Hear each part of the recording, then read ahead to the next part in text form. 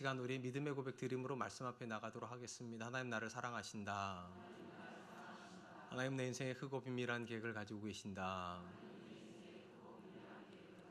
하나님 오늘도 나와 동행하셔서 그 계획을 이루어 주신다. 아멘. 그렇게 될 줄로 믿습니다. 아멘. 하나님께서 우리에게 기록하여 주신 성경은 맨 앞에 2장과 맨 뒤에 2장이 서로 닮아 있는 구조를 가지고 있습니다. 성경의 맨 앞에 책 2장은 창세기 1장과 2장이고 지상에 존재하였던 지상 낙원으로서의 에덴 동산에 대해 설명하고 있고요. 성경의 마지막 책의 2장은 요한계시록 21장, 22장인데 하늘에 만들어진 하늘 낙원인 천국에 대해서 기록하고 있습니다. 하나님께서 이런 구조를 가지고 우리에게 주신 이유는 근본적으로 하나님 만드시는 성경의 역사가 어느 방향으로 지향하고 있는가를 보여줍니다. 지상 낙원에서 하늘 낙원을 향해서 역사가 발전해 간다는 것을 보여주는 것입니다.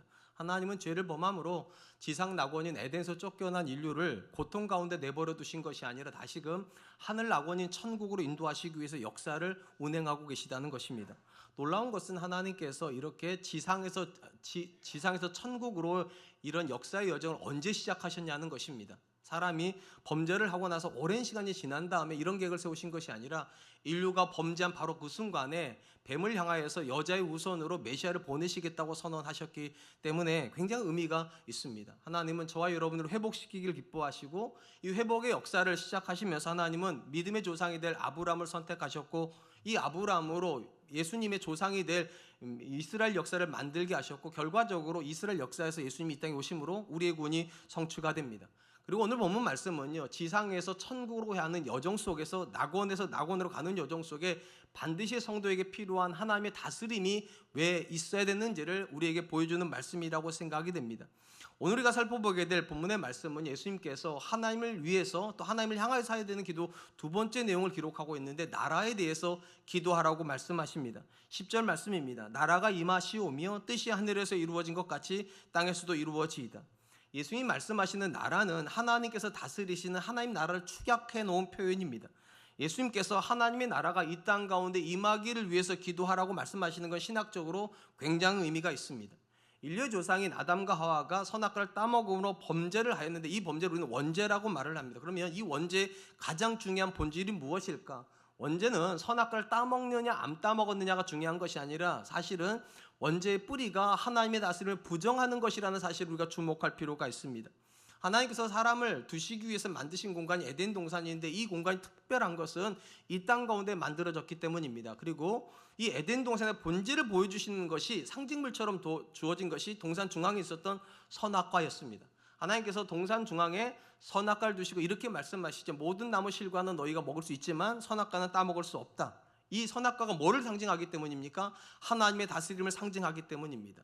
하나님께서 아담과 하와에게 분명히 보여주시는 거예요. 모든 나무는 너희가 먹을 수 있지만 이 실과는 먹을 수 없다는 사실을 통해서 이 동산의 주인이 하나님이시고 이 동산이 하나님 다스림 안에 있어야 된다는 사실을 보여주고 계시는 것입니다. 이런 상황에서 마귀가 아담과 하와에게 뭐라고 유혹을 합니까? 선악과를 따먹어라. 따먹으라가 중요한 것이 아니라 목적이 있어요. 왜 따먹어야 되는가? 그러면 너희가 하나님처럼 된다. 쉽게 말을 하면 너희가 이 에덴 동산의 실질적인 주인이 되는 것이고 너희가 더 이상 하나님의 다스림을 받는 것이 아니라 너희가 다스리는 나라가 된다.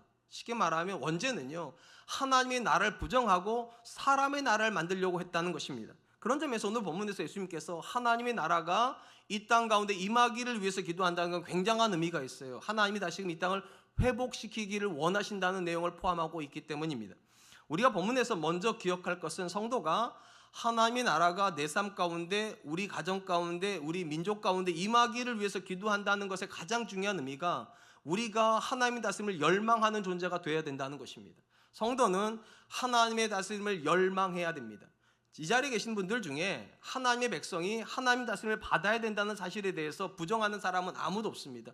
성도이니까 당연히 하나님의 다스림을 받아야지. 근데 받는다는 개념과 열망한다는 개념은 좀 다릅니다. 열망한다는 것은 간절히 원한다는 거예요. 근데 성도임에도 불구하고 하나님의 다스림을 열망하는 건 쉽지가 않아요. 왜냐하면 근본적으로 우리가 하나님 다스림을 받으려면 첫 번째 단추가 굉장히 어렵기 때문입니다. 어떤 단추가 하나님 다스림의 첫 출발점일까요? 우리 생각을 내려놓는 것입니다. 우리의 고집을 꺾는 것입니다. 우리의 삶의 방식을 포기하는 거예요. 그렇기 때문에 예수님께서 자기를 쫓아오려고 하는 제자들에게 제일 먼저 뭐라고 말씀하셨습니까? 아무든지 나를 따라오려거든 자기를 부인해야 된다. 지금까지 내 생각, 지금까지 내 고집, 지금까지 내 삶의 방식을 다 포기해야 하나님 다스림 안으로 들어간다는 거예요. 근데 만약에 내 생각, 내 고집, 내 습관을 다 포기해서 내 뜻을 이룰 수 있다면 그나마 괜찮잖아요. 이거는 투자의 목적이 있는 거니까 내 뜻을 이루기 위해서 잠시 내 생각 내려놓을 수 있어. 이런 거라면 하나님 다스림 안 들어가는 게 하나도 어렵지 않습니다. 근데 예수님이 뭐라고 말씀하셨는가? 십자가를 지고 자기를 부인하고 그 다음이 중요해요. 십자가를 지고 쫓아와야 된다. 쉽게 말하면 내 생각 내려놓고 내 행동 가치 다 포기하고 내 고집 다 내려놓고 고난받아라 이런 거예요. 그러니까 하나님 다스림 안으로 들어가서 내게 유익이 오는 것이 아니라 사실은 우리가 고난받아야 된다는 사실 때문에 하나님 다스림을 받아야 되는 건 알지만 열망하기가 쉽지가 않습니다. 목회를 하다 보면 성도님들이 꼭 이렇게 말하는 건 아니지만 이런 뉘앙스로 종종 말하는 모습을 보게 됩니다. 목사님, 하나님의 말씀을 알지만 어떻게 사람이 하나님의 말씀대로만 살 수 있습니까? 참 멋있는 듯한 표현이에요. 말씀은 다 알아요. 근데 어떻게 말씀대로만 살 수 있습니까? 그러니까 성도가 하나님의 다스림을 못 받는 가장 중요한 이유는 말씀을 모르기 때문이 아닙니다. 그것이 우리에게 고통스럽기 때문이에요. 그 말씀대로 살면 내가 손해볼 것 같으니까 알기는 알겠지만, 그리고 하나님의 말씀대로 살아야 되고 다스림 안에 있어야 되는 거 알겠지만 그렇게 못하겠다는 거예요. 열망하기는 쉽지가 않다. 바로 그런 관점에서 오늘 보면 의미가 있는 거예요. 누구나 하나님의 다스림을 알지만 못 받을 때 기도하라는 거예요. 내가 간절히 하나님의 다스림을 받기를 원합니다. 왜 우리가 기도해야 되는가? 하나님 다스림은 우리 의지의 문제가 아니기 때문이에요. 우리 의지적으로 하나님 다스림 못 받아요. 기본적으로 우리는 손해를 싫어합니다. 고난도 싫어합니다. 그러니까 그걸 원할 수가 없어요. 그럼 언제 원하게 되는가? 그럼에도 불구하고 하나님 은혜 주실 때요. 하나님 없으면 살 수 없다는 게 깨달아질 때요. 하나님이 내게 가장 좋은 거 주시려고 지금 잠시 나에게 고난을 주시는 이 사실이 믿어질 때 내 의지로 안 되는 하나님 다스림을 받아들이기 시작해요. 그럼에도 불구하고 하나님 내가 순종할게요. 그럼에도 불구하고 하나님의 말씀대로 살게요. 그러니까 우리는 우리 힘으로 하나님의 다스림을 결정 못합니다. 하나님이 은혜 주셔야 하나님의 말씀대로 살아요. 우리 중에 배우자랑 싸우고 싶어서 싸우는 분이 몇 분이나 계세요? 자녀하고 갈등을 빚고 싶어가지고 갈등하시는 분이 얼마나 있으세요? 우리는 다 행복한 가정 꾸리고 싶고 자녀와 좋은 관계를 원하지만 내 뜻대로 안 된다니까요. 그래서 기도하는 거잖아요.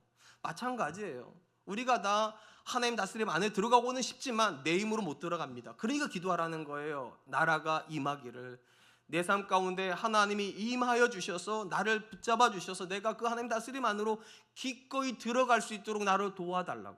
또한 이 본문에서 예수님께서 우리가 왜 하나님의 다스림을 열망해야 된다고 말씀하시는가? 우리가 시험받는 존재이기 때문입니다. 그냥 가만히 있어도 괜찮은 존재라면 굳이 하나님 다스림까지 원하지 않아도 돼. 그런데 우리는 가만히 있으면 시험당해요. 그리고 시험당하면 우리 힘으로 못 이겨요. 이 사실을 가장 잘 보여준 분이 계세요. 시험당하기 때문에 간절히 하나님을 원하셨던 분, 가장 대표적인 분이 예수님이세요. 우리가 아는 것처럼 예수님이 공생애를 시작하십니다. 그리고 나서 세례요한에게 세례를 받으실 때 처음으로 성령의 임재를 경험하세요. 그리고 나서 중요한 거, 공생애를 시작하신 첫 번째 사건이 무엇인가? 시험 받으시는 사건입니다. 마태복음은 이렇게 기록을 해요. 마태복음 4장 1절로 2절입니다. 그때에 예수께서 성령에게 이끌리어 마귀에게 시험 받으러 광야로 가서 40일을 밤낮으로 금식하신 후에 줄이신지라. 이게 굉장히 의미가 있는 게 공생애, 그러니까 하나님의 아들로서의 첫 사역이 뭐였는가? 시험 받는 거예요. 이게 왜 의미가 있는가 하면 창세기 3장에서 인류의 조상인 아담과 하와가 처음으로 대면한 지점이 시험이기 때문입니다. 그러니까 이 지점에서 아담과 하와와 예수님은 평행선에 있는 거예요. 첫 출발점이 다 시험이에요. 그 말은 무슨 말인가? 모든 인류는 본질적으로 시험당하는 존재라는 거예요. 우리가 원하든 원하지 않든 사람은 시험당합니다. 하나님의 아들인 예수님께서 사람으로 오셨기 때문에 똑같이 우리랑 똑같은 점에 서 있는 거 시험당하십니다. 근데 아담과 하와의 시험과 예수님의 시험은 모양이 약간 다릅니다. 뭐가 다른가? 마귀의 시험은 똑같아요. 근데 준비하는 태도의 차이가 있습니다. 예수님께서 어떻게 준비하신다고요? 성령에 이끌려서 40일간 금식하시면서 자기를 다 비워내시면서 누구를 채우시는 과정입니까? 하나님을 채우시는 거예요. 40일 동안 예수님은 자기를 비워내시고 철저하게 하나님을 채우십니다. 유대인에게 있어서 40은요 인간의 극한의 지점입니다. 최대치. 사람이 할 수 있는 최대치가 40이라는 숫자예요. 그래서 유대인들은 40대 이상을 못 때립니다. 왜냐하면 40대 때리면 죽는다 생각했기 때문에. 금식도 40일까지만 합니다. 왜냐하면 40일 넘어가면 죽는다 생각해요. 40일이 최대치. 그 말은 예수님께서 자기가 할 수 있는 최대치를 가지고서 누구를 원했다는 거예요? 하나님을요. 왜 하나님을 그렇게 간절히 원했냐는 거예요. 시험당하는 존재니까. 자기의 힘으로 얼마든지 시험을 당할 수 있었다면 40일을 금식하지 않으시죠. 최대치를 하지 않으셨겠죠. 하나님의 아들임에도 불구하고 예수님이 아시는 것이 있어요. 우리의 힘으로는, 내 힘으로는 못 이긴다는 거예요. 오직 하나님의 은혜가 있어야 되고, 오직 하나님이 붙잡아 주셔야 되고, 오직 하나님이 다스려 주셔야 내가 비로소 이 시험을 이긴다. 예수님은 아셨어요. 그러니까 여러분 오해하지 마세요. 하나님의 아들이니까 예수님이 시험을 이긴 거지 아닙니다. 하나님의 아들임에도 불구하고 하나님 다스림을 간절히 원하셨기 때문이에요. 우리가 왜 하나님의 다스림을 원해야 됩니까? 여러분이 왜 여러분의 자녀를 위해서, 여러분 배우자를 위해서 간절히 하나님께 다스려 주시기 위해서 기도하셔야 되냐는 거예요. 이유는 간단해요. 지금도 내 자녀가 시험 받으니까, 지금도 내 배우자가 시험 중에 있으니까, 그리고 지금도 여전히 우리 마음이 시험 중에 있으니까, 그리고 또 인정하는 게 있어요. 내 힘으로 못 이기니까. 제가 제일 미련하다고 생각하는 분들 말씀드렸잖아요. 목사님 저는 내 남편 믿어요. 믿을 사람을 믿으세요. 목사님 저는 우리 자녀들 믿어요. 믿을 사람을 믿으세요. 하나님이 믿음의 대상이지 사람은 믿음의 대상이 아니에요. 우리는 이상하게 착각을 해요. 우리 남편은 절대 그럴 사람 아니고, 우리 아내 절대 그럴 사람 아니고, 우리 자녀 절대 그럴 사람 아니고, 우리 목사님 절대 그럴 사람 아니라고. 사람은 믿음 대상이 아니에요. 그러니까 하나님 다스림을 기도하라는 거예요. 하나님 내 남편을 다스려 주십시오. 내 배우자를 다스려 주십시오. 내 자녀를 다스려 주십시오. 왜냐하면 저들은 시험 당하니까. 왜냐하면 저들은 연약하니까. 예수님께서 우리한테 기도하라고 말씀하신 게 그거예요. 하나님 우리를 다스려 주십시오. 하나님 내 자녀를 다스려 주십시오. 왜냐하면 우린 다 연약하기 때문에 하나님의 은혜가 없으면 시험 이길 수 없습니다. 하물며 예수님도 40일이나 금식하고 시험을 이겼는데 우리가 어떻게 스스로 힘으로 시험을 이길 수 있습니까? 그러면 2025년에 우리의 기도는 간단해야 돼요. 우리에게는 하나님이 필요합니다. 우리에게는 절대적인 하나님의 은혜가 있어야 됩니다. 우리 가정 안에는 절대적으로 하나님의 다스림이 있어야 됩니다. 왜냐? 우리는 연약하니까. 사랑하는 성도 여러분, 우리가 하나님의 선택을 받아 하나님의 자녀가 되었다는 것의 가장 중요한 메시지가 뭔지 아세요? 하나님이 우리를 원하신다는 거예요. 하나님은 나를 다스려주고 싶어 하세요. 그리고 오늘 본문에서 이렇게 말씀하시는 거예요. 하나님이 너를 다스려주고 싶어 하니까 너도 하나님께 기도하라고, 하나님이 나를 다스려 달라고. 우리가 이렇게 해야 되는 이유가 있다고 말씀드렸어요. 우리는 우리 스스로의 힘으로 살 수 있는 존재가 아닙니다. 기본적으로 하나님께서 아담을 만드시고 또 예수님 때 보내시면서 보여주는 첫 번째 스테이지가 뭐였다고요? 시험 받는 거예요. 사람의 가장 본질은 시험 받는 데 있어요. 그리고 어떤 사람은 그 시험에 넘어집니다. 어떤 사람은 그럼에도 불구하고 이겨냅니다. 그리고 거기서 가장 중요한 게 누가 다스리냐는 거예요. 내가 나를 다스리는 인생은 반드시 무너집니다. 제가 장담할 수 있어요. 여러분의 남편을 믿으면, 여러분의 아내를 믿으면 그 아내 넘어지고 그 남편 넘어집니다. 여러분의 자녀를 믿으면 그 자녀는 반드시 넘어집니다. 근데 믿지 마시고 하나님을 믿으세요. 그리고 기도하세요. 하나님 2025년에도 내 배우자를 다스려 주십시오. 2025년에도 내 자녀들을 다스려 주십시오. 2025년에도 우리 교회를 다스려 주십시오. 그리고 하나님 다스리는 어떤 사람도 넘어지지 않습니다. 하나님 다스리는 어떤 공동체도 무너지지 않습니다. 이 사실을 믿으신다면 예수님께서 하신 말씀을 따라 나라가 임하기를 위해서 기도하십시오. 한편 하나님 나라가 임하기를 위해서 기도한다는 것은 내가 순종하는 사람이 된다는 의미를 가집니다. 무슨 당연한 거 아니겠어요? 다스리 있는 존재가 있다면 다스림을 받는 존재가 있어야죠. 그러니까 당연히 하나님이 내 삶의 다스림으로 주체하신다면 나는 당연히 그 다스림에 순종하겠다는 의미를 내포할 수밖에 없는 것입니다. 주목할 것은 예수님께서 이 땅에 오시면서 하나님 나라가 임하였다고 선언하셨다는 사실입니다. 마태복음 12장 28절입니다. 그러나 내가 하나님의 성령을 힘입어 귀신을 쫓아내는 것이라면 하나님 나라가 이미 너희에게 임하였느니라.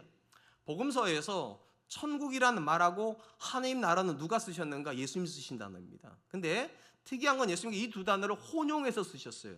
그러니까 두 단어를 섞어서 썼다는 이야기는 두 단어가 근본적으로는 같은 개념이라는 거예요. 근데 왜 예수님께서 두 단어를 따로 또 쓰셨는가? 차이점이 있기 때문입니다. 강조점의 차이가 있어요. 제가 종종 말씀드리는데 천국은 하나님의 완전한 통치를 나타내는 미래적 개념입니다. 그날이 되면 하나님께서 모든 것을 가장 완벽하게 다스리는 순간이 오실 거예요. 그것을 우리는 천국이라고 불러요. 상대적으로 하나님 나라의 개념은 하나님께서 이 땅 가운데서 그분의 통치를 보여주는 개념이에요. 완벽한 통치는 아니에요. 근데 부분적이지만 하나님의 다스림을 경험하게 됩니다. 이때 우리가 쓴 표현이 하나님 나라예요. 아주 쉽게 말씀드리면 어떤 분은요, 교회에서는 거의 완벽한 신앙생활하는 분이 계세요. 교회에서 하나님 통치를 완전히 경험하시는 거죠. 근데 상대적으로 집에만 가면 나사가 풀리는 분들이 계세요. 여기는 이제 하나님의 나라가 아니라 아빠의 나라가 되는 거고, 뭐 남편의 나라가 되는 뭐 이런 식인 거죠. 종종 제가 그런 말씀 드리잖아요. 제 아내가 저한테 이렇게 말을 한다고. 여보, 당신은 강대상 있을 때 제일 멋있어. 안 내려왔으면 좋겠어. 집에 안 왔으면 좋겠어. 이런 거예요. 여기 있을 때는 완벽하게 하나님 다스림을 받는 것 같은데 집에만 오면 약간씩 핀트가 빠진다는 거죠. 근데 제가 볼 땐 저만 그러는 건 아니에요. 제 아내도 그래요. 애들한테 쓰는 표현은 거의 완벽해요. 예의를 다 거쳐가면서 애들 안 긁으려고 하는데 저한테는 뭐 한마디 할 때마다 날 서 있어요. 물론 저도 그래요. 그러니까 만약에 우리가 천국에서 부부 생활한다면 이런 일 안 일어나요. 완벽한 통치이기 때문에. 근데 우리는 지금 어디 살고 이 땅에 사는데 부분적으로 하는 통치가 임해요. 부분적으로. 근데 왜 우리가 기도해야 되는가? 내 삶에서 그 부분적인 통치가 확장되기를 위해서. 하나님, 내 남편이 하나님의 임재 속에서 쓰는 단어가 달라지게 해주십시오. 내가 내 남편을 향해서 쓰고 있는 표현들이 하나님 다스림 속에서 달라지게 해주십시오. 우리 가정이 우리만 있는 것이 아니라 하나님이 함께 계시다는 이 통치 개념 속에서 달라지게 해주십시오. 그런 개념이 이 기도 속에 들어가 있다는 거예요. 특별히 주목할 것은 왜 우리가 이렇게 기도해야 되는가? 예수님 말씀하셨기 때문에. 예수님이 오시면서부터 하나님 나라는 이미 임했다. 그리고 하나님 나라가 임했다는 걸 가장 상징적으로 보여주는 것이 귀신이 쫓겨나가는 거래요. 여러분, 우리가 알다시피 귀신 들림은요, 근본적으로 하나님이 다스려야 되는 존재가 악한 영에게 사로잡힌 걸 말을 하는 겁니다. 그러니까 이 존재는 하나님 다스릴 수 없는 존재예요. 근데 예수님께서 이 땅에 오셔가지고 성령으로 이 귀신을 쫓아냈다는 말은 그 사람 안에서도 이제는 하나님 다스림이 가능해졌다는 거예요. 심지어 귀신 들린 사람조차도 이제는 하나님의 다스림을 받을 수 있다면 하물며 우리 중에 하나님의 다스림을 못 받을 사람이 어디 있겠냐는 거예요. 그러니까 기도하래요. 하나님이 내 자녀의 삶에서, 하나님이 우리 가정 안에서, 하나님 우리 교회 안에서 이전보다 더 온전하게 다스려 주시기를, 그리고 하나님의 그 온전한 다스림이 들어가기 위해서 이전보다 내가 더 순종하기를 위해서 기도하라고 말씀하시는 것입니다. 다시 말씀드리지만 하나님 나라하고 천국은 궁극적으로 같은 개념입니다. 제가 이걸 왜 강조하는가 하면 이게 두 가지가 같은 개념이라면 이야기가 굉장히 중요한 부분으로 가야 되기 때문입니다. 무슨 말인가 하면 현재적으로 하나님의 다스림을 받고 있는 하나님 나라의 백성이 미래적인 천국 백성이 된다는 거예요. 같은 개념이니까. 이게 만약에 같은 개념이 아니면 어떤 일이 벌어지는가? 막 살아도 구원은 받는다, 이렇게 되는 거예요. 심지어 어떤 이야기 가능한가 하면 그 사람은 믿음은 참 좋은데 사람이 별로야. 어떻게 생각하세요? 이 표현을. 그 사람 믿음은 참 좋은데 사람이 별로야. 그 사람은 정말 신실한데 거짓말을 하네? 어떻게 생각해요? 이게 만약에요, 천국 가는 거하고 이 땅에서 하나님 나라의 백성을 산다는 것이 다른 개념이라면 얼마든지 가능한 거예요. 목사님이 설교는 잘하는데 성질이 별로야. 이게 불가능한 건데 얼마든지 이런 일들이 가능해진다는 거예요. 근데 예수님께서는 뭐라고 말씀하시는 거냐? 천국이란 단어와 하나님 나라 단어를 혼용하시면서 쓰신 이유는 간단해요. 이 땅에서 하나님의 다스림을 받고 있는 사람이 결과적으로 천국을 소유하게 된다. 이 부분에서 우리가 정말로 두려워해야 되는 말씀이 한 구절이 있습니다. 마태복음 7장 21절입니다.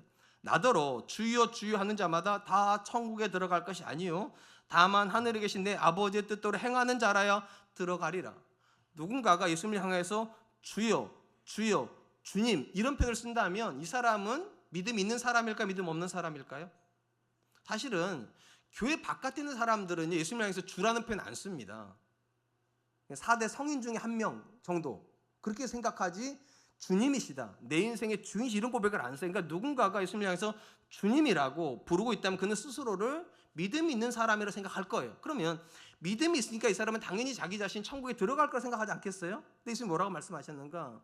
나더러 주여 주여 하는 자가 다 천국에 들어가는 것이 아니라 다만 아버지의 뜻대로 행하는 자라야 들어가리라. 무슨 말입니까? 주라는 고백이 현재적으로 하나님 다스림 안에 있는 고백이어야 된다는 거예요. 아버지의 뜻대로 행한다는 말은 하나님의 다스림 안에 있다는 거고, 하나님 다스림 안에 현재적으로 있는 사람이 아버지의 나라에 들어간다.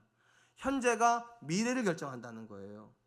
현재와 상관없는 미래는 없어요. 무슨 말인가 다시 말씀드릴게요. 믿음은 좋은데 사람이 별로야, 있을 수 없다는 거예요. 교회는 다니는데 입만 열면 거짓말해, 있을 수 없다는 거예요. 근본적으로 같은 개념이니까 지금 하나님의 사람으로 살고 있는 사람이 천국의 백성이 된다.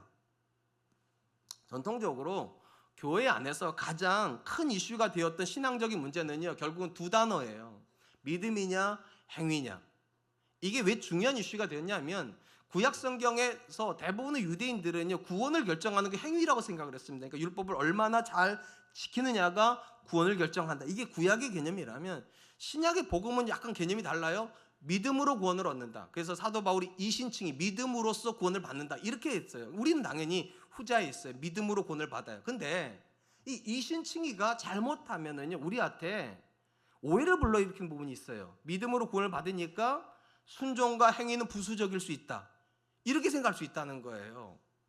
그러니까 믿음만 좋으면 되지 굳이 내가 그렇게 착하게 살아야 될 이유도 없고 그렇게 순종하면서 살 이유도 없다, 이렇게 생각할 수 있다는 거예요. 왜냐하면 얼마든지 믿음으로만 구원 얻는다면.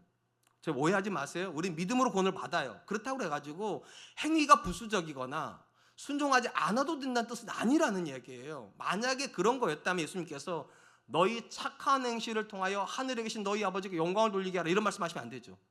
오직 믿기만 해라, 이러셔야지. 심지어 성경의 상당 부분은요, 믿는 사람이 마땅히 살아야 되는 삶에 대해서 기록을 해요. 만약에 믿음만 중요하고 삶은 무소적이었다면 상당 부분의 말씀이 없어져야 돼요. 근데 하나님 그렇게 안 하셨어요. 예수님도 심지어 착한 행실에 대해서 말씀하셔서, 그 말은 무슨 말입니까? 믿음과 행위가 떨어져 있는 개념이 아니라는 거예요. 적어도 예수님에게, 심지어 성경의 모든 믿음의 사람들에게 있어서 믿음과 순종은 붙어있는 개념입니다. 그래서 사도 바울이 이렇게 기록을 하고 있죠. 로마서 1장 5절입니다.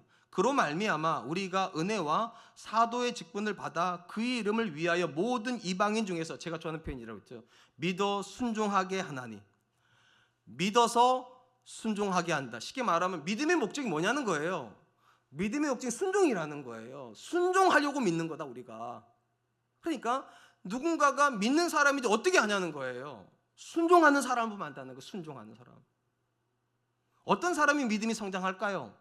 순종하는 사람이 믿음이 커요. 그래서 제가 종종 말씀드리잖아요. 믿는 사람만 순종할 수 있고 순종하는 사람만 믿을 수 있다. 제가 한 말이 아니에요. 본헤포라고 하는 신학자가 한 말이에요. 정말 의미가 있는 말이에요. 근본적으로 현재적으로 하나님의 다스림을 받고 있는 사람이 천국 백성이지, 현재적으로는 내 마음대로 살고 순종의 고백이 하나도 없는데 근데 나는 천국 갈 것을 믿는다, 이건 있을 수 없는 믿음이에요. 근본적으로 우리가 하나님의 나라가 내 삶에 임하기를 기도한다는 것은 지금 내가 하나님 앞에서 순종하는 삶을 살겠다고 기도하는 거예요. 하나님께서 기뻐하시는 삶이면 내가 살겠습니다. 그런 점에서 순종의 고백이 없는데 기도를 한다? 있을 수 없어요. 우리는 순종하면서 기도하는 거예요. 하나님, 내가 당신의 말씀에 철저하게 순종하겠습니다. 나를 다스려 주옵소서. 사랑하는 성도 여러분, 성도가 하나님 나라를 위해서 기도한다고 할 때 특별히 가장 중요한 고백이 예수를 주로 고백하는 거예요. 여러분, 주라는 고백이요, 큐리오스예요. 주님이기도 하고 주인이란 뜻을 가지고 있어요. 당연히 주인이 있으면 누가 필요합니까? 종이 있어야죠. 종 없는 주인이 어디 있어요? 당연히 예수님이 주인이 되시려면 누군가는 종로로 타고 있어야 돼요. 그리고 그 종로로 타고 있는 사람들이 하나님 나라의 백성인 거예요. 주여 말씀하옵소서 주의 종이 듣겠나이다. 이게 종이 하는 고백이거든요. 그리고 그 고백을 가지고 있는 사람이 궁극적으로 어느 나라의 사람이 되는가? 천국 백성이 된다. 그런 점에서 우리가 하나님의 나라가 내 삶에 임한다는 것은 하나님 나라를 다스려 달라는 것이고, 하나님 다스림이 나에게 있으려면 내게 뭐가 필요하다고요? 순종의 고백이 필요합니다. 여러분의 가정에서 하나님이 우리 가정을 다스려 주십시오 이렇게 고백한다면 부모는 반드시 순종하고 있어야 돼요. 배우자의 삶을 다스려 주기 위해서 기도하고 계시다면 그 배우자인 여러분들도 기도할 때마다 순종을 결심해야 돼요. 하나님, 내 남편을 다스려 주세요 할 때 하나님, 내가 그 남편에게 순종하겠습니다, 이런 말이 들어가 있어야 된다니까요. 굉장히 의미가 있어요. 그랬어요. 우리는 기도만 하는 사람이 아니에요. 기도하면서 순종하는 사람이고 순종하면서 기도하는 사람입니다. 그리고 그 사람들이 결국은 하나님의 다스림을 받습니다.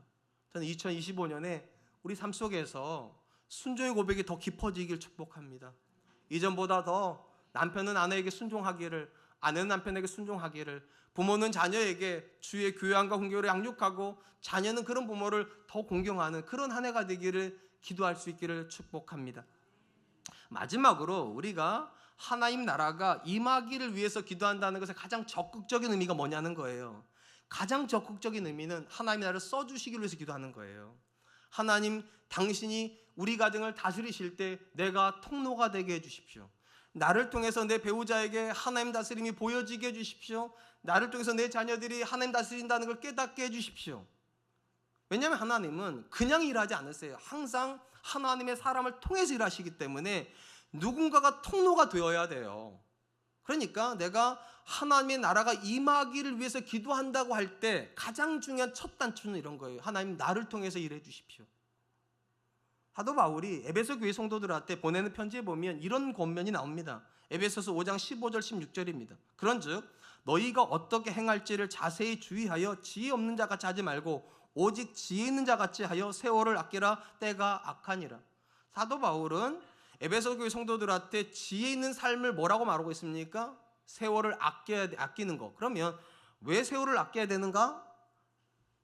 악하니까, 때가 악하니까. 이 때가 악하다는 것을 오늘 본문의 관점을 놓고 보면 하나님이 만드신 세상을 사람의 나라로 만들고 있기 때문이라는 거예요. 우리가 이번에 미국의 대통령이 바뀌는 거를 봤어요. 이제 대통령이 바뀌면서 트럼프 대통령이 처음으로 행정명령 사인을 했다고 그러잖아요. 첫 번째 법안이 뭐였습니까? 물론 남의 나라니까 관심 없어도 돼요. 근데 성별이 남자와 여자만 있다. 미국에는 남자와 여자만 있다. 아니, 이거 당연한 거 아니에요? 근데 이걸 왜 사인을 해야 되냐고요. 우리가 살고 있는 세상이요, 하나님이 만든 세상인데 사람이 다스리는 세상이 돼버렸으니까 뭐 제3의 성도 나오고 제4의 성도 나오고, 심지어 어느 날은 남자였다가 어느 날은 여자였다가 뭐 이래도 되는 나라가, 우리가 살고 있는 나라가 되고 있잖아요. 거기에서 우리가 하나님의 다스림을 받는다는 게 어떤 거냐는 거예요. 하나님이 다스리는 나라로 만드는 거예요. 나를 통해서요. 하나님, 내가 있는 영역 속에서 하나님의 다스림이 보여지게 해주십시오. 특별히 본문에서 제가 읽어드린 세월을 아끼라는 말의 원어적인 뜻이 뭔지는 여러분 잘 아세요. 뭐라고 배우셨습니까? 기회를 사라.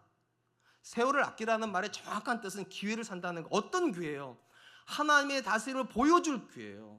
정말로 하나님이 이 땅을 다스린다면 어떤 식으로 하나님께서 그 다스림을 보여주실까? 나를 통해서 보여달라는 거예요. 내 삶을 통해서, 내 시간 속에서. 구약 성경에 느헤미야라는 인물이 나옵니다. 이 느헤미야는요, 이스라엘이 바벨론 포로로 끌려가서 70년 거기에 포로 생활을 하거든요. 아마도 그 포로 중에 태어난 사람인 것 같습니다. 그러니까 그는 피정복 국가의 시민권을 가지고 태어났는데 이 사람이 어떤 일을 하게 되는가? 정복 국가인 페르시아에서 장관이 됩니다. 어느 정도 높은 장관이 되는가? 왕 옆에서 술 맡은 관원장, 그러니까 왕의 모든 음식 중에 술을 담당하는 장관이 됐어요. 그러니까 이거는 왕에게 절대적인 신뢰를 받는 사람입니다. 그러니까 그 당시 기준으로 놓고 보면 유대인들에게 있어서 가장 성공의 아이콘처럼 보였던 사람이 느헤미야입니다.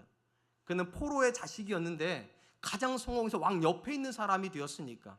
근데 이 사람이 어느 날 형제 중에 한 사람을 만납니다. 하나니라고 하는 사람을 만납니다. 이 사람이 왜 느헤미야를 찾아왔는가? 느헤미야에게 도움을 요청하기 위해서. 이 사람이 와서 어떤 소식을 전하는가? 포로 귀환을 한 이스라엘 사람들이 예루살렘에서 어떤 일을 당하는가를 알려줍니다. 포로 귀환을 했는데 성벽이 없어요. 그러다 보니까 밤마다 약탈을 당한다는 거예요. 고통스럽죠. 엄청난 고통스러워. 그래서 이 하나니가 이 느헤미야한테 도움을 요청합니다. 한번 생각해 보세요. 지금 느헤미야는요, 예루살렘에 살지도 않아요. 심지어 그는 태어나기만 피정복 국가의 시민권을 태어났지만 사실은 자라기는 바벨론 사람으로 자랐어요. 그리고 지금 이 사람은 아쉬울 게 하나도 없어요. 이런 사람에게 있어서 예루살렘의 성벽이 있냐없냐가 뭐 그렇게 중요하겠어요, 개인적으로. 근데 놀랍게도 이 사람이 그 이야기를 듣는 순간부터 크게 울고 금식하여 기도하기 시작합니다. 내용은 하나예요. 하나님, 나를 사용하셔서 성벽을 세워주십시오. 아쉬울 거 하나도 없는 사람인데 하나님께 기도해요. 하나님, 내가 하나님께 쓰임받고 싶습니다. 하나님의 백성이 고통당하는 현실 속에서 하나님 다스림이 부정되는 그 상황 속에서 여전히 하나님 다스린다고 보여주는 성벽이 그 상징물이거든요. 그걸 보여주는 일에 내가 쓰임받기를 원합니다. 기도합니다. 그리고 하나님께서 아닥사스다 왕에게 기도한 내용을 청원하도록 허락하세요. 하나님이. 그리고 허락받습니다. 그리고 돌아갑니다, 이스라엘 땅으로. 그래서 52일 만에 성벽을 세웁니다. 세워질 수 없는 성벽이었어요. 오죽하면 그 당시에 모든 이방인들이 뭐라고 조롱했는가? 저 성벽은 여우가 올라가도 무너질 거라고, 못 짓는다고, 절대로 못 짓는다고. 그렇게 쉽게 지어질 거였으면 진작 지었겠죠. 근데 놀랍게도요, 하나님을 향해서 나를 써달라고 말하였던 이 느헤미야의 기도를 하나님께 들으시고 느헤미야를 통해서 52일 만에 안 세워지고 못 세워질 것 같은 그 성벽이 세워집니다. 이거야말로 세월을 아끼는 것의 전형 아닙니까? 하나님께서 왜 느헤미야를 그렇게 높은 자리에 올려놓았을까요? 왜 왕을 매일같이 만나는 자리에 갖다 놓으셨을까요? 자기의 영광을 위해서? 하나님 없는 부귀영화를 누리라고? 아니죠. 그를 통해서 하실 일이 있으니까. 다시 여쭤볼게요. 여러분 왜 그 배우자를 만났을까요? 어쩌다 보니까 실수로. 제 친구 목사의 와이프는요, 자기 눈을 찔렀대. 자기가요, 잘못 봤대요. 이런 남자가 아니었는데. 혹시 여러분 중에도 그런 분들이 계십니까? 내 눈을 내가 찔러서 이 남편이랑 이 아내랑 살고 있고, 그런 개념이 아니에요. 하나님이 그 남편을 통해서 내가 해야 될 일이 있으니까, 하나님 그 자녀에게 내가 해야 될 일이 있기 때문에 하나님이 나에게 그 자녀 주시는 거고, 하나님 나에게 그 배우자 주시는 거 아닙니까? 이게 기회죠. 근데 그 기회를 대부분의 사람들이 상실합니다. 왜냐? 그 기회가 하나님께 주신 기회라는 생각을 안 하니까. 이 결혼 생활을 누굴 위해서 해야 되는가? 답은 간단해. 하나님을 위해서 하세요. 이 자녀를 왜 키워야 되는가? 하나님을 위해서 키우세요. 이 신앙생활을 왜 해야 되는가? 하나님을 위해서 하세요. 그럼 기회가 돼요. 그럼 매일같이 기도하세요. 하나님, 하나님의 살아계심을 나를 통해서 증명해 주십시오. 하나님이 우리 가정을 지키신다는 것을 나를 통해서 보여주십시오. 느헤미야가 성벽을 다 지었습니다. 그리고 나서 그들에게, 이스라엘 사람들에게 뭐라고 말을 하는가? 느헤미야 8장 10절입니다. 여호와로 인하여 기뻐하는 것이 너희의 힘이니라. 지금 느헤미야가 성벽을 세워놓고서 이렇게 말하는 거예요. 이 성벽이 너희를 지켜주는 것이 아니라 이 성벽을 세워주신 하나님 너희를 지키시는 거라고. 누굴 통해서 증명한 겁니까? 느헤미야요. 느헤미야를 통해서 하나님께서 역사를 주관하신 분인 것을 증명하셨어요. 느헤미야를 통해서 하나님께서 이스라엘 사랑한다는 걸 증명하셨어요. 느헤미야를 통해서 하나님께서 이스라엘 지키기를 원하신다는 걸 증명하셨어요. 그리고 느헤미야가 그렇게 기도한 거예요. 하나님, 나를 써주십시오. 하나님의 다스림의 통로로 나를 써주십시오. 하나님이 살아계시다는 증거로 나를 써주십시오. 그러니까 하나님께서 우리 가정을 다스리기를 원하신다면, 하나님께서 내 부부관계를 다스리기 원하시고, 하나님 내 자녀 인생을 다스리기 원하신다면, 여러분이 가장 적극적으로 해야 될 표현은 하나님 나를 써주십시오예요. 하나님 쓰임 받으시려면 때로는 말을 굉장히 많이 바꾸셔야 될 거예요. 때로는 여러분의 고집스러운 것도 굉장히 많이 버리셔야 될 거예요. 익숙했던 많은 습관도 버리셔야 될 거예요. 왜냐하면 나를 통해서 내 자녀에게 말을 하셔야 되니까. 하나님이 나를 통해서 내 배우자에게 말씀을 하셔야 되니까 많이 바꿔야 되죠. 많이 바꿔야 돼요. 그러니까 기도가 쉬운 건 아니죠. 나를 바꿔가면서 하나님의 통로로 쓰임받기를 원하는 것이니까. 우리가 성경에서 만나는 많은 믿음의 사람들은 공통점이 있어요. 다 하나님께 쓰임받기를 열망했다는 겁니다. 내 삶을 통해서 하나님이 일하시기를 원한다. 고아의 아버지라 불리는 사람이 있습니다. 그리고 5만 번의 기도가 응답됐다고 하는 사람, 조지 뮬러라고 하는 사람입니다. 이 조지 뮬러가 고아원을 시작했던 목적에 대해서 우리가 잘 모릅니다. 대부분 사람들은 조지 뮬러가 그리스도의 사랑으로 고아들을 보호하기 위해서 고아원을 만들었을 거라 생각을 합니다. 물론 그 목적이 있어요. 근데 그의 일기장에 보면 그보다 근본적인 목적이 이렇게 기록이 되어 있습니다. 한 번만 들어보세요. 가난하기 짝이 없는 내가 누구에게도 도움을 청하지 않고 오직 기도와 믿음으로 고아원을 설립해서 이끌어 간다면 주님의 은총에 힘입어 아직 회심하지 않은 이들의 양심의 거룩한 역사의 실체를 보여주는 증거를 제시할 수 있을 것이다. 그러니까 첫 번째 목적이 뭔가?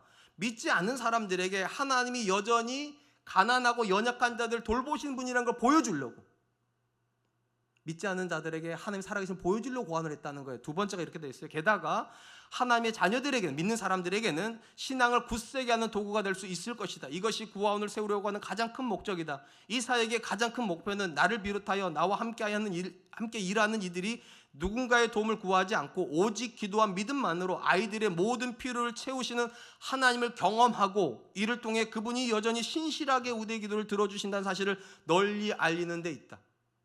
구화원을 하는 근본적인 목적이 뭐였다고요? 믿지 않는 사람들에게는 하나님이 여전히 돌보신 분이라는 걸 보여주고, 믿는 자들에게는 하나님이 여전히 기도에 응답하시는 분이라는 걸 보여주려고. 누구를 통해서? 내 인생을 통해서. 하나님께서 왜 여러분들에게 지금이라는 시간을 주셨고 여러분들에게 그 많은 재능들을 주셨을까요? 답은 딱 하나예요. 여러분을 쓰시려고요. 무엇에 쓰시냐는 거예요? 하나님 나라예요. 하나님께서 지금도 내 자녀를 다스린다는 걸 여러분을 통해서 보여주고 싶으시는 거예요. 제가 이전에 섬겼던 남서로 은혜교회에서 제가 제일 좋아하는 기도문이 있다고 종종 말씀드렸잖아요. 제 은사 목사님께서 임직식 할 때마다 했던 표현이에요. 하나님의 살아계심을 보고 싶으냐? 안목의 장로의 삶을 봐라. 하나님 그 삶에 살아계신다. 하나님께서 기도 응답하시는 걸 보고 싶으냐? 안목의 권사의 기도를 봐라. 하나님 그 권세를 통해서 일하신다. 하나님께서 그분의 자녀에게 복 주시는 걸 보고 싶으냐? 남서로 은혜교회 안목의 안수집사를 봐라. 하나님께서 그를 다스림으로 복을 주신다. 하나님께서는요, 그분으로 드러내지 않으세요. 항상요, 누구를 통해서 일하세요. 그리고 우리가 하나님의 다스림을 기도한다는 건 그런 뜻이에요. 하나님 나를 통해서 내 자녀에게 말씀해 주십시오. 지금도 하나님이 그를 얼마나 사랑하시는지, 지금도 하나님을 믿으면 어떤 일이 일어날 수 있는지 하나님 나를 통해서 보여주십시오. 우리는 믿음을 듣고 싶어하는 게 아니라 믿음을 보고 싶어하는 세대를 살고 있습니다. 그리고 우리가 그 사람이 돼야 돼요. 자녀들 앞에서 부모가 그런 사람이 돼야 돼요. 배우자 앞에서 우리가 그런 사람이 돼야 돼요. 그리고 이렇게 기도하셔야 돼요. 하나님 나를 써주십시오. 사랑하는 성도 여러분, 하나님이 지금도 역사 가운데서 찾으시는 사람은 유능한 사람 아닙니다. 믿는 사람이에요. 어떤 믿음이요? 하나님 살아계신다. 하나님 일하신다. 한번 여쭤볼게요. 하나님 살아계신 믿으십니까? 하나님 일하신다 믿으십니까? 그럼 여러분 삶에서 하나님 일하실 수 있겠습니까? 그럼 기도하세요. 하나님 내 남편에게 하나님의 살아계심을 어떻게 보여줄까요? 하나님 나를 통해서 보여주세요. 내 자녀에게 지금도 하나님 일하신다는 거 어떻게 보여줄까요? 하나님 나를 통해서 보여주세요. 그리고 이렇게 말하게 해주세요. 엄마도 했잖아, 아빠도 했잖아. 와인 한 일 왜 너는 못할까? 하나님이 너를 기뻐하시면 아빠에게 일어났던 모든 일이 너한테 똑같이 일어나. 하나님께서 내 기도, 이 엄마 기도를 들어주신 것처럼 네가 기도하면 하나님 들어주셔. 그래서 지금도 우리는 기도해야 돼요. 하나님 나를 통해서 하나님 다스림이 보여지게 해주십시오. 느헤미야가 그런 삶을 살았고 조지 뮬러가 그런 삶을 살았으며 많은 믿음의 사람들이 지금도 그런 삶을 살고 있습니다. 하나님 나를 써주십시오. 이제 말씀을 맺으려고 합니다. 예수님은 이 땅에 하나님의 다스림이 임하기를 위해서 기도하라고 말씀하셨습니다. 그리고 이 기도는 세 가지 내용을 가지고 있다고 말씀드려요. 첫 번째, 간절히 하나님 다스림을 원해야 된다고. 왜냐? 우리가 시험받는 존재들이니까. 우리 힘으로 시험 못 이깁니다. 그러니까 간절히 원해야 돼요. 하나님 나를 다스려달라고. 두 번째, 우리가 하나님 다스림을 위해서 기도한다는 이야기는 우리가 그 다스림 안에 있겠다는 이야기고 당연히 순종하는 거예요. 이 땅에서 하나님께 순종하고 있는 사람이 그 나라의 천국 백성이 됩니다. 그러니까 믿기는 하는데 나쁜 사람 되려고 하지 마세요. 믿기 때문에 좋은 사람 되려고 하세요. 마지막 세 번째, 우리가 하나님 다스림을 위해서 기도한다는 건 나를 써달라고 기도하는 거예요. 하나님 나를 통해서 내 배우자를 만나주세요.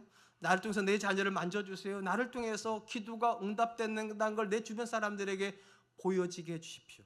전 저와 여러분들이 그렇게 기도하는 분들 되시기를 주님의 이름으로 축복합니다.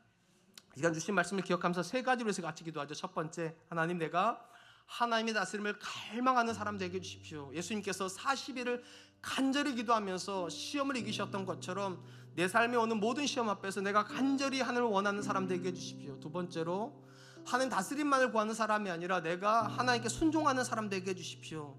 믿음은 좋지만 사람이 나쁜 사람이 아니라 믿음이 좋기 때문에 사람도 좋은 사람 될 수 있도록 주님 도와주십시오. 마지막 세 번째, 하나님 나를 통해서 일하여 주십시오. 내 배우자를, 내 자녀를, 내 주변 사람을 나를 통해서 만나주셔서 그들의 믿음이 견고해질 수 있도록 주님 도와주시옵소서. 우리 같이 한 번만 기도하겠습니다. 기도합니다.